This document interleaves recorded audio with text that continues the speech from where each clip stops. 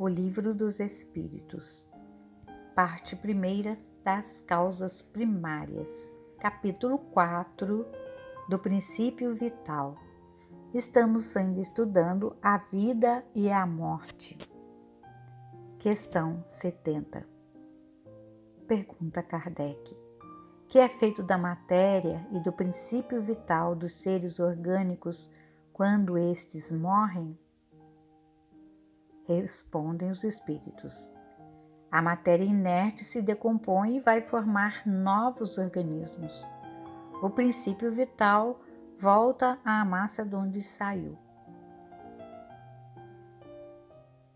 Nota de Kardec: morto o ser orgânico, os elementos que o compõem sofrem novas combinações de que resultam novos seres, os quais aurem na fonte universal o princípio da vida e da atividade, o absorvem e assimilam para novamente restituírem a essa fonte quando deixarem de existir. Os órgãos se impregnam, por assim dizer, desse fluido vital, e esse fluido dá a todas as partes do organismo uma atividade que as põe em comunicação entre si, nos casos de certas lesões, e normaliza as funções momentaneamente perturbadas. Mas, quando os elementos essenciais ao funcionamento dos órgãos estão destruídos ou muito profundamente alterados, o fluido vital se torna impotente para lhes transmitir o movimento da vida e o ser morre.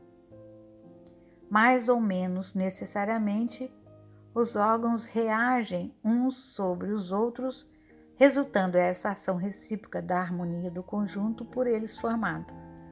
Destruída que seja por uma causa qualquer esta harmonia, o funcionamento deles cessa, como o movimento da máquina cujas peças principais se desarranjem. É o que se verifica, por exemplo, com o relógio gasto pelo uso, ou que sofreu um choque por acidente, na qual a força motriz fica impotente para pô-lo de novo a andar. Num aparelho elétrico temos imagem mais exata da vida e da morte. Esse aparelho, como todos os corpos da natureza, contém eletricidade em estado latente. Os fenômenos elétricos, porém, não se produzem senão quando o fluido é posto em atividade por uma causa especial. Poder-se-ia então dizer que o aparelho está vivo. Vindo a cessar a causa da atividade, cessa o fenômeno. O aparelho volta ao estado de inércia. Os corpos orgânicos são assim uma espécie de pilhas ou aparelhos elétricos, nos quais a atividade do fluido determina o fenômeno da vida. A cessação dessa atividade causa a morte. A quantidade de fluido vital não é absoluta em todos os seres orgânicos. Varia segundo as espécies e não é constante, quer em cada indivíduo, quer nos indivíduos de uma espécie. Alguns há que se acham, por assim dizer, saturados desse fluido, enquanto os outros o possuem em quantidade apenas suficiente.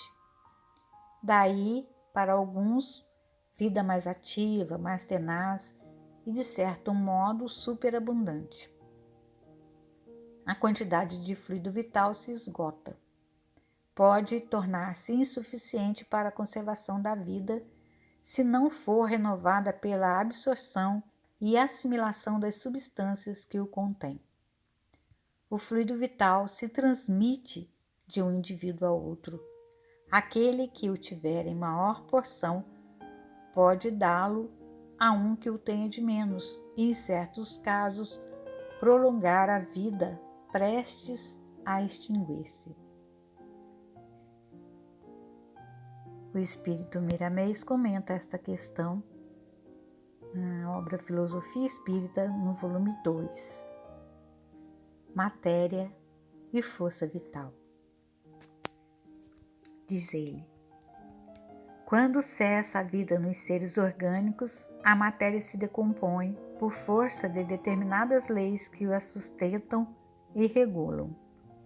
O princípio vital na criação move os canais de circulação no corpo, deixa-o após um tempo, retornando à sua fonte e volta a circular no universo em todas as direções e em movimentos sublimados na ordenação da vida.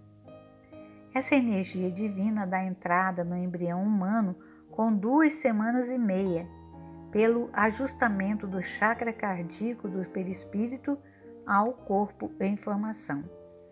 Daí é que começa o primeiro impulso do coração em movimento, mesmo disforme, para a circulação interna do sangue, abrangendo o cordão umbilical e a placenta. O tamanho do coração que começou a pulsar é muitas vezes maior em proporção ao do adulto, porque é uma bomba para irrigação de 3 áreas. Essa força vital é inquietante. Ela se esgota por meios diversos, mas se abastece por variadas formas que devemos estudar e compreender.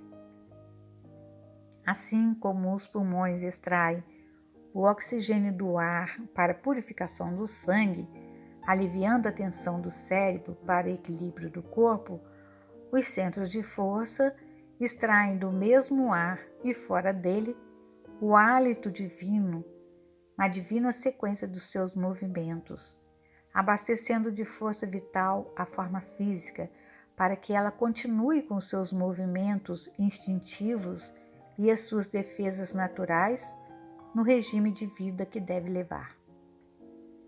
O homem ainda tem outra fonte dessa bênção de Deus, que são os alimentos. Eles, bem triturados, deixam escapar da sua estrutura intrínseca essa força poderosa que restaura quase todos os desequilíbrios físicos de órgãos, por vezes em decadência. E ainda mais, a mente não deixa de ser um fator muito importante nesse trabalho, quando ela é educada nos moldes que a ciência do Espírito estabelece, reforçado no Evangelho de Jesus. Compete a cada um de nós saber para viver melhor. Nunca faltaram escolas de aprendizado, porém o que falta sempre é boa vontade para aprender. O agente vital sensibiliza o corpo para que o espírito possa manejá-lo de acordo com as suas necessidades, assim como a eletricidade o faz com um aparelho, colocando em movimento sob a vigilância do homem. Para cada ser humano, há uma cota de energia vital que pode ser diminuída ou aumentada, de acordo com a capacidade de cada um. A morte do corpo é, pois, a ausência dessa força. Nunca poderemos determinar linhas nem analisar meios sem variantes. Há casos que contrariam as próprias leis por nós entendidas, dos quais destacamos as provações da alma. No processo reencarnatório, o perispírito traz marcas, como no caso das doenças, que podem se esgotar de acordo com as provações, a força vital para que a lei divina esteja à disposição da justiça. E o reparo dessa energia, nesse caso, tornar-se-á difícil, mas também nunca impossível, em se tratando de espírito dotado de muito boa vontade na conquista de si mesmo.